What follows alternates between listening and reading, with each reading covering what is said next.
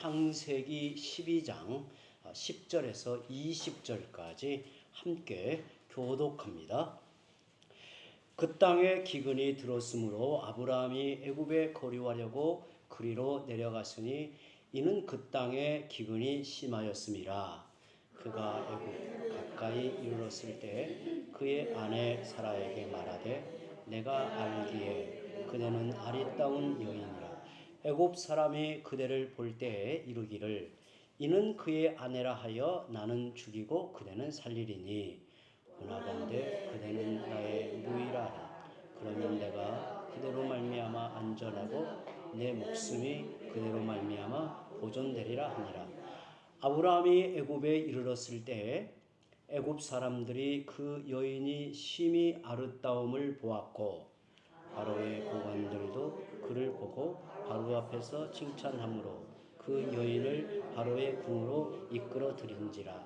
이에 바로가 그로 말미암아 아브라함을 후대함으로 아브라함이 양과 소와 노비와 암수 나귀와 낙타를 얻었더라. 여호와께서 아브라함의 아내 사레의 일로 바로와 그 집에 큰 재앙을 내리신지라. 바로가 아브라함을 불러서 이르되 너가 어찌하여 나에게 이렇게 행하였느냐? 너가 어찌하여 그를 내 아내라고 내게 말하지 아니하였느냐? 너가 어찌 그를 의뢰하여 내가 그를 데려다가 아내를 삼게 하였느냐? 내 아내가 여기 있으니 이제 데려가라 하고. 함께 읽습니다. 바로가 그 사람에게 그의 일을 명하매 사람들이 그와 함께 그의 아내와 그의 모든 소유를 보내었더라. 아멘. 아멘. 하나님의 말씀을 따라 아브라함은 가나안에 도착했습니다. 하나님이 이루실 계획을 바라보고 고향과 친척과 아버지의 집을 떠나 드디어 가나안에 이르렀습니다. 그곳은 분명 하나님이 가라고 하신 땅입니다. 하나님이 아브라함에게 주겠다고 약속하신 땅에 이르렀어요. 하지만 그 땅에서 아브라함이 맞닥뜨린 현실은 그의 기대와 달랐습니다. 창세기 12장 6절에 보시면 아브라함이 가나안에 들어갔을 때 그 땅의 상황을 이렇게 말합니다. 그때 가나안 사람이 그 땅에 거주하였더라. 가나안은 아브라함을 기다리는 땅이 아니었어요. 거기에는 그 땅에는 원주민이 이미 자리를 잡고 살아가고 있었던 거죠. 기대와 달리 아브라함은 그 땅에서 초대받지 않은 손님처럼 살아야 했습니다. 하나님의 약속과 현실이 달라 보인 거죠. 분명히 하나님의 약속을 붙들고 먼 길을 찾아왔지만 그 땅에 이르렀지만 와보니 아브라함의 기대와는 달랐어요. 아브라함을 향한 하나님의 그 인도하심에 얼마나 기대를 갖고 또 하나님을 바라보고 나아간 그 자리에 현실은 달랐단 말이죠. 그런데 하나님의 약속과 다른 현실은 이게 전부가 아니었습니다. 본문 10절에 이렇게 말하지요. 뒷부분에 이는 그 땅에 기근이 심하였습니다. 엎친 데 덮친 격으로 가나안 땅에 기근이 심했다는 거예요. 하나님이 인도하신 땅이므로 아브라함은 그 땅에서 형통한 삶을 기대하지 않았을까요? 아브라함 그 마음에는 하나님이 나를 부르시고 나의 걸음을 인도하시고 그 하나님의 손에 이끌려 이 땅에 들어왔으니 이제 하나님께서 나의 모든 것을 책임져 주시지 않을까, 형통한 삶을 기대하지 않았을까 생각이 됩니다. 하지만 가나안의 처지는 형통하기는커녕 생존의 위기를 느낄 정도였습니다. 아브라함은 그 땅에서 생명조차 부지하기 어려운 현실을 마주했습니다. 여러분, 하나님의 약속과 우리의 현실이 항상 그대로 들어맞으면 얼마나 좋을까요? 얼마나 좋을까요? 하나님이 내게 약속하신 말씀이 즉시 나의 기대한 대로 이루어진다면 우리의 신앙생활이 얼마나 정말 좋을까 이런 생각을 하게 됩니다. 하지만 아브라함이 경험했던 것처럼 또한 우리가 경험하고 있듯이 하나님의 말씀과 현실은 동떨어져 보일 때가 많습니다. 현실은 하나님의 약속과 다를 때가 많아요. 우리가 주일에 하나님 말씀으로 은혜를 입고 또 우리의 마음에 용기가 생기고 담대함이 있어서 내가 나가서 누군가에게는 복음을 전하고 그들에게 하나님의 그 은혜를 입은 백성의 빛됨을 드러내리라 마음을 놓고 나아가 보면 현실은 또 달라요. 현실이 그렇게 쉽지 않습니다. 그러므로 이런 현실 앞에서 우리에게 뭐가 요구되냐면 믿음이 요구되는 겁니다. 믿음이란 뭘까요? 여러 가지로 그 믿음의 정의를 이야기할 수 있겠지만 히브리서 11장에 하신 말씀을 보면 믿음은 바라는 것들의 실상이요 보이지 않는 것들의 증거라고 했습니다. 현실 속에서 하나님의 약속이 우리가 기대한 대로 다 이루어진다면 믿음이 절실하게 요구되지도 않을 것입니다. 현실이 하나님의 약속과 일치한다면 우리에게 믿음이 필요하겠어요? 오히려 현실에서 하나님의 약속을 볼 수 없기 때문에 믿음이 절실해지는 거예요. 그러므로 믿음은 보이지 않는 것들의 증거라고 하는 겁니다. 현실에서는 보이지 않지만 믿음으로 바라보는 것입니다. 믿음의 사람은 내 앞에 현실이 아니라 주님의 말씀을 붙들고 살아갑니다. 하나님의 약속과는 다른 현실 앞에서 하나님의 말씀을 따라 사는 자들이 바로 믿음의 사람이라는 거예요. 그렇다면 하나님의 약속과 동떨어진 현실 앞에서 아브라함은 어떤 결정을 했을까? 우리와 똑같은 처지이죠. 아브라함은 이 상황에서 어떤 결정을 했을까? 아브라함은 가나안 땅을 떠나 애굽으로 내려가려고 계획을 세웠어요. 어쩌면 아브라함의 이 계획은 상식적인 결정이었겠죠. 유목민으로서 물과 목초지를 따라 이주하는 것은 당연한 일입니다. 기근이 심해 아브라함뿐 아니라 많은 사람들이 물이 넉넉한 지역을 찾아 이동했을 것이 분명합니다. 또한 아브라함은 완전히 약속의 땅을 떠나 애굽에서 정착할 생각은 아니었어요. 10절에 보면 아브라함이 애굽에 거류하려고 라고 말합니다. 이 거류하다라는 말은 나그네로 체류하려 한다는 뜻이에요. 애굽에서 기근을 피해 잠시 생명을 보존하고 다시 가나안으로 돌아올 생각이었습니다. 하지만 이런 계획이 상식적일지는 몰라도 믿음의 결정은 아니었어요. 아브라함의 행동이 상식적인 것은 그러겠는데 그게 믿음의 결정은 아니었다는 말이에요. 그런데 믿음과 무관하게 애굽으로 내려간 행동이 잘못 결정이었음이 애굽에 이르기도 전에 아브라함이 자기 입으로 고백할 수밖에 없었어요. 애굽 땅에 가까이 이르렀을 때 아브라함은 아내 사라에게 이렇게 말합니다. 11절부터 13절, 11절 뒷부분부터 우리 함께 읽어봅니다. 내가 알기에 그대는 아리따운 여인이라. 애굽 사람이 그대를 볼 때 이르기를 이는 그의 아내라 하여 나는 죽이고 그대는 살리리니 원하건대 그대는 나의 누이라 하라. 그러면 내가 그대로 말미암아 안전하고 내 목숨이 그대로 말미암아 보존되리라 하니라. 아브라함은 가나안에서 심한 기근으로 생명의 위기를 느꼈어요. 이러다가 다 죽는 거 아닌가?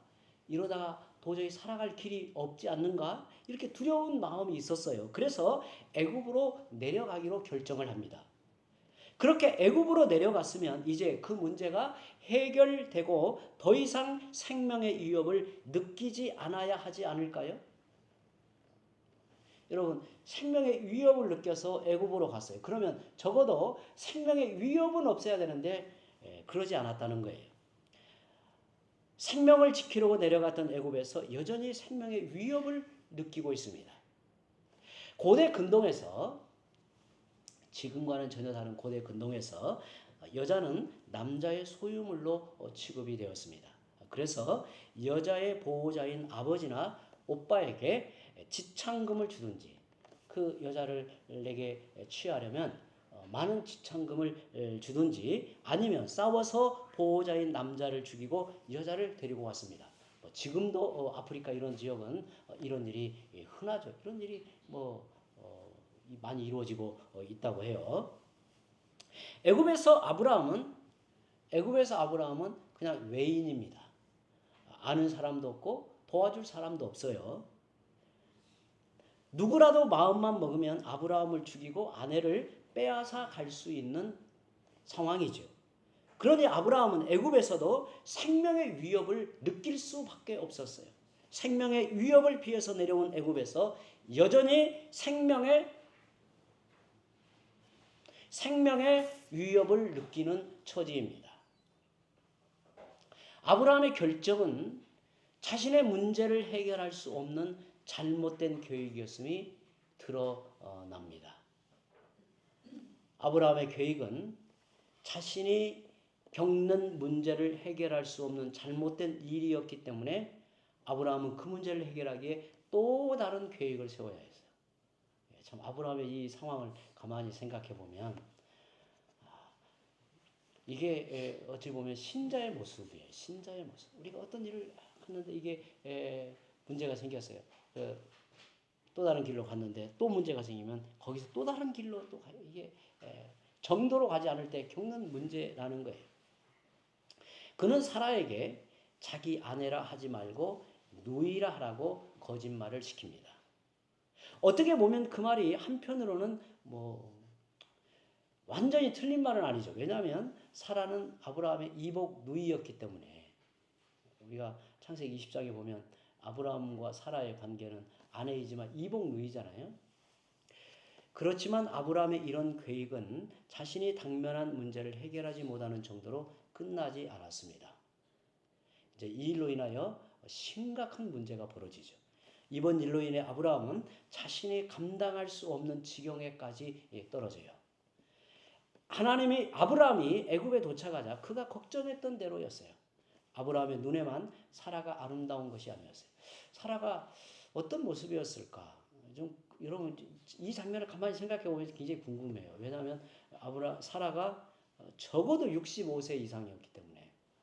그래서 이제 학자들은 과연 65세인 사라가 그렇게 아름다웠을까? 여러 가지 이유를 이야기합니다. 자녀를 낳지 않았기 때문에 그러지 않았을까? 또 그 애굽에 있는 사람들은 대부분 이제 흑인 계통인데 그 아브라함 이 사라는 셈족 계통이니까 피부색이 달라서 유난히 돋보이지 않았을까 이렇게도 이제 설명을 합니다. 그런데 이제 여러분 이렇게 그 나이가 먹어도 아주 곱게 정말 그 안에 내면의 아름다움이든 겉으로 드는 아름다움이든 이렇게 피어나는 사람도 있지 않겠어요. 그런데 사라가 그리했던 거예요. 사라의 미모에 대한 소문이 애굽 왕 바로의 궁에까지도 퍼졌어요. 바로 왕의 고관들이 사라의 미모를 칭찬했습니다. 세상에 이렇게 예쁜 사람이 있을까? 세상에 막 그렇게 이야기를 해요. 그래서 이제 바로의 궁에까지 이게 알려져서 바로는 사라를 궁으로 데려오기로 마음을 먹습니다. 바로의 뜻을 막아설 수 있는 사람이 어디가 있겠어요? 그가 최고 왕으로 있는데 바로는 애굽 왕으로서 많은 지참금을 아브라함에게 주고 사라를 데려갑니다. 일단 표면적으로 보면 아브라함은 애굽에서 생명을 부지했습니다. 그리고 바로에게 지참금을 받아 큰 풀을 얻었어요. 참 하나님의 방법이 참 놀랍죠. 아브라함이 그 애굽에 내려가서 다시 올라올 때는 큰 이 세력을 끌고 올라오잖아요. 풀을 얻어서 올라와요. 그런데 그게 좋은 방법이 아니라 이상한 방법으로 풀을 얻었다는 거예요. 하지만 그 일로 인해 아브라함은 아내를 빼앗겼습니다. 그가 아내를 빼앗긴 것은 그저 못난 남편이 아내를 빼앗긴 일과 차원이 다른 문제입니다. 그가 자기 아내를 빼앗김으로써 하나님의 구원 계획이 무산될 위기에 놓였기 때문입니다. 사실 아브라함의 이 상황 어찌 보면 뭐 작은 뭐 실수로 인한 문제였겠지요. 그러나 이건 엄청난 이게 이제 문제를 일으키는 거예요. 하나님은 아브라함에게 언약의 상속자를 약속하셨습니다. 우리가 창세기를 읽어보면 그 족장사의 그 이야기가 얼마나 이게 막 스릴이 넘치는지 몰라요. 여러분 창세기를 이렇게 꼼꼼하게 읽어보면 정말 이 창세기의 그 아브라함, 이삭, 야곱 그리고 12아들이 태어나는 그 과정이 너무 신비로워요. 정말 놀라워요. 아브라함이 이삭을 낳는 과정을 한번 생각해 보세요. 하나님이 언약의 상속자로 이 이삭을 주실 때 아브라함이 얼마나 애를 태웠는지 우리가 알잖아요. 첫 번째 그 엘리에셀, 첫 번째는 롯이죠. 롯이 그 아브라함의 상속자의 계열에서 떨어져 나간 다음에 또 엘리에셀도 떨어져 나가고 또 이스마엘이 또 떨어져 나가고 결국은 이삭이 이제 태어나잖아요. 그런데 그 이삭이 태어나게 될 그 아브라함과 사라의 이 가정이 깨어질 위기에 있는 거예요. 그러니 얼마나 이게 엄청난 사건이 되는 거죠. 그 언약의 상속자를 약속을 하신 겁니다. 누구에게 약속하시냐면 아브라함과 사라를 통해서 자손을 주어 상속자를 낳게 한다는 거죠. 그래서 그 자손을 통해 큰 민족을 이루시겠다고 하셨습니다. 또한 그 자손을 통해 천하 만민이 복을 받을 것이라고 약속을 합니다. 그 자손이 바로 누구예요? 예수 그리스도입니다. 갈라디아서 3장 16절에 사도 바울이 이것을 어떻게 이렇게 표현하고 있는지 한번 읽어볼까요? 갈라디아 3장 16절입니다.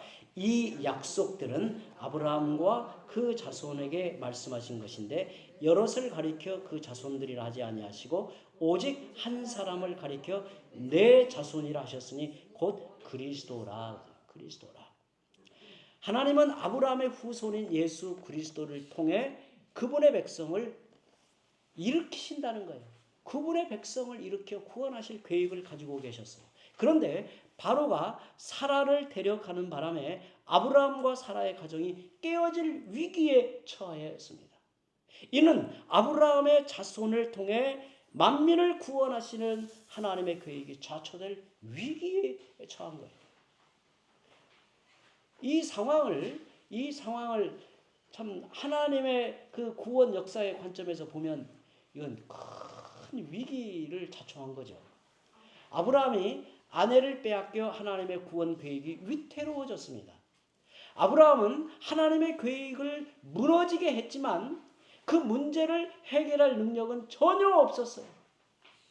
아브라함의 입장에서는 어떻게 할 수가 없는 거예요. 인간적으로는 이게 이제 어떤 것도 이게 이제 불가능한 거예요. 이러지도 못하고 저러지도 못한 상황에 놓인 거죠. 해결될 기미도 보이지 않았어요.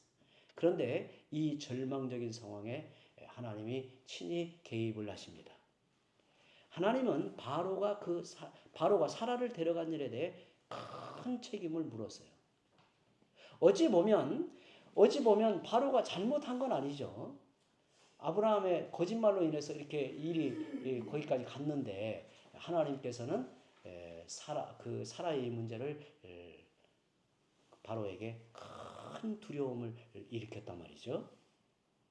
그래서 바로가 그 집에 두려운 재앙을 내렸어요. 그 재앙이 얼마나 크게 두려웠는지 아무튼 바로는 그 하나님의 그 재앙 앞에서 그야말로 바들바들 떤 거죠.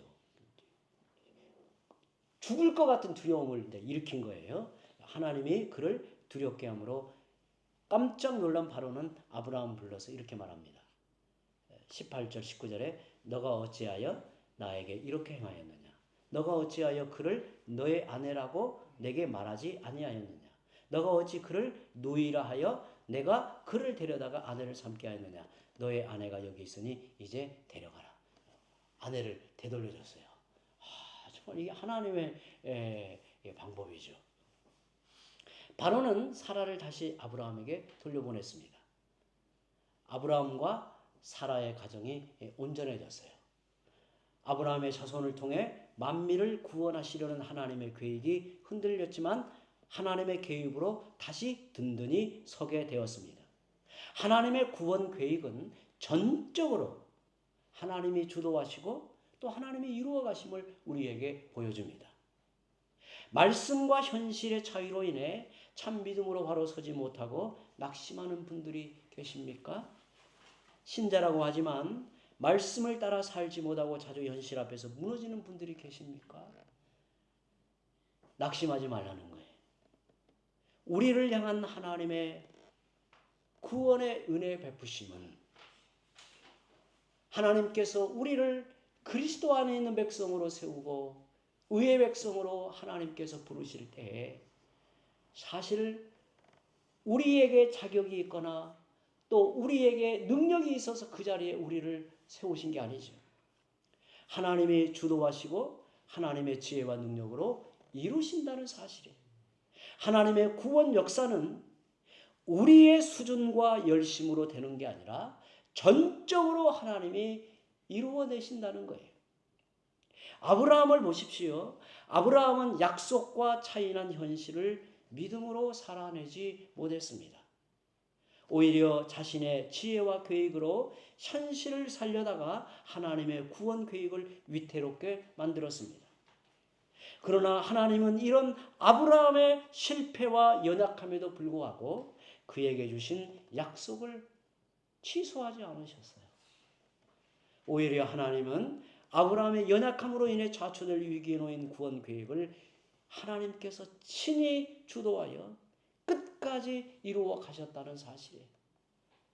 우리가 아브라함의 생애를 자세히는 보지 못하겠지만 우리가 앞으로 몇 차례에 걸쳐서 아브라함의 생애를 보면 정말 아브라함의 생애가 믿음의 장성함에 이르는 그 과정이 어떻게 이루어지는가를 보면 우리가 지난 시간에 보았듯이 믿음이 어떻게 시작되는가. 그건 하나님이 불러내셔서 하나님이 이끌어 가셔서 하나님이 그의 걸음을 한 걸음 한 걸음 이어 가기 때문에 믿음이라고 하는 것이 시작이 돼요. 어찌 보면 우리는 내 안에 믿음의 역사가 이렇게 시작이 되고 믿음이 장성하여 가는 것도 알아차리지도 못할 때가 있어요. 그런데 하나님께서 그 은혜를 이루어 가신다라고 하는 거예요. 저도 가만히 생각해 보면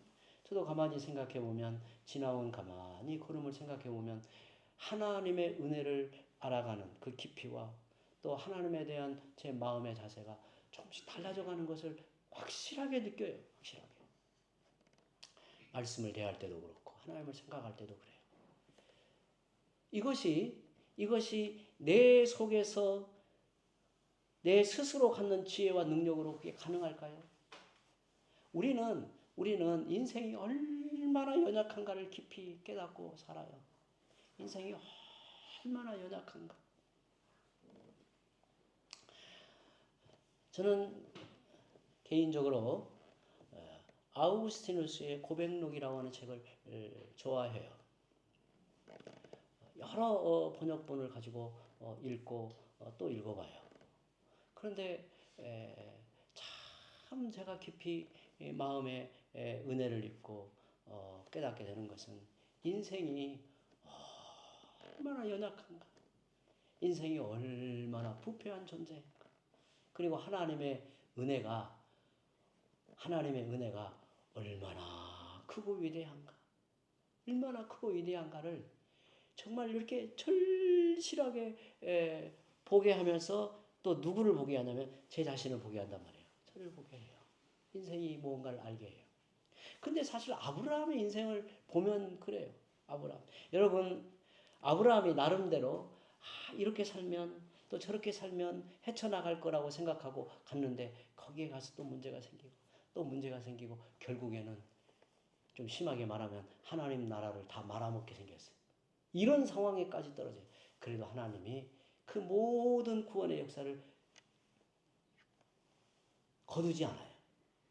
다 그 연약함을 또 그들의 실패를 또 그들의 한계를 하나님이 개입하여 이끌고 가신단 말이죠. 따라오게 하신단 말이에요. 하나님은 인간의 실패와 부족함을 압도하시고 하나님의 구원 계획을 끝까지 이루어 주십니다. 우리의 실패와 연약함을 압도하시는 하나님을 바라보십시오. 여러분, 우리가 헤치고 나아가야 할 세상은 위세를 떨치고 우리를 두렵게 합니다. 마치 우리 앞에 골리앗과 같아요. 이 세상의 위력 앞에서 하나님만 바라보고 살아가는 인생이 쉽지 않음을 늘 느껴요. 이 세상의 위세 앞에서 참 신자로 사는 것이 초라하게 느껴질 때도 있어요. 저도 우리 성도들 가까이에서 가만히 보면 이 자그마한 마을 안에서도 일어나는 일들을 가만히 보면 소외될까 굉장히 두려워하고 나만 홀로 외톨이가 될까 굉장히 두려워. 그래서 내가 믿음으로 분명하게 서야 될 자리에 서지 못해요. 세상이라고 하는 게 그래요. 세상이라고 하는 게. 우리는 이 예배당에서 하나님을 바라보고 하나님 말씀을 들을 때는 막 힘이 생겨요. 그리고 지혜의 어떤 마음이 있어요. 그런데 막상 세상에 들어가서 신자다운 삶을 살려고 하면 덜컥 겁을 일으켜요. 내가 이게 가능한가? 내가 지금 잘하고 있는가? 금방 무너져요. 여러분, 우리는 하나님 편에 서는 사람이잖아요. 하나님의 명예와 또 하나님의 영광을 위해 정말 내 인생의 작은 이 몸짓이라도 그렇게 드리고 나가는 거잖아요. 그런데 세상의 위력 앞에 서게 되면 얼마나 초라해지는지 몰라요. 그냥 무너지고 말아요. 여러분, 아마 우리 성도들도 하나님 앞에 정말 자신을 그렇게 생각해 봐야 돼요. 저는 종종 이런 생각을 해봅니다. 혼자 쓸데없는 생각 같지만 나에게 돈이 아무것도 없고 마치 내가 거지와 같은 위치에 서게 되면 나는 어떤 마음으로 이 땅을 살아갈까? 이런 생각을 스스로 해볼 때가 있어요. 나는 과연 그리스도를 내 인생의 진정한 가치로 삼고 보배로 여기며 그리스도에게 나의 인생의 의미를 두고 내 남은 삶을 한 걸음 한 걸음 살아가고자 분명한 내 마음의 고백이 있는가, 자세가 있는가 그렇게 물어요.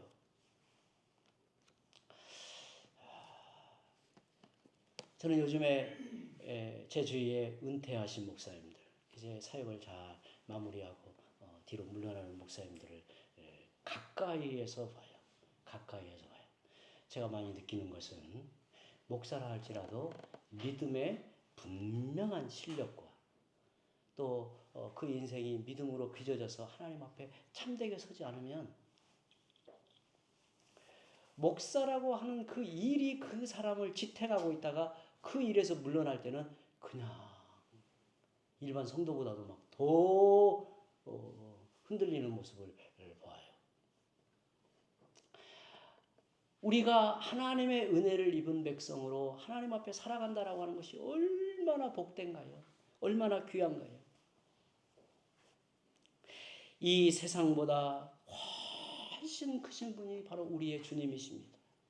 우리가 믿는 하나님은 당신의 구원 계획을 이루시기에 때로는 왕도 멸하시고 나라도 패하시고 온 세상을 주관하여 하나님께서 우리의 걸음을 인도하신단 말입니다. 시편의 시인은 세상을 압도하시는 하나님을 이렇게 노래합니다. 시편 2편 1절에서 4절에 어찌하여 이방 나라들이 분노하며 민족들이 헛된 일을 꾸미는가. 세상의 군왕들이 나서며 관원들이 서로 꾀하여 여호와와 그의 기름 부음 받은 자를 대적하며 우리가 그들의 맨 것을 끊고 그의 결박을 벗어버리자 하는도다.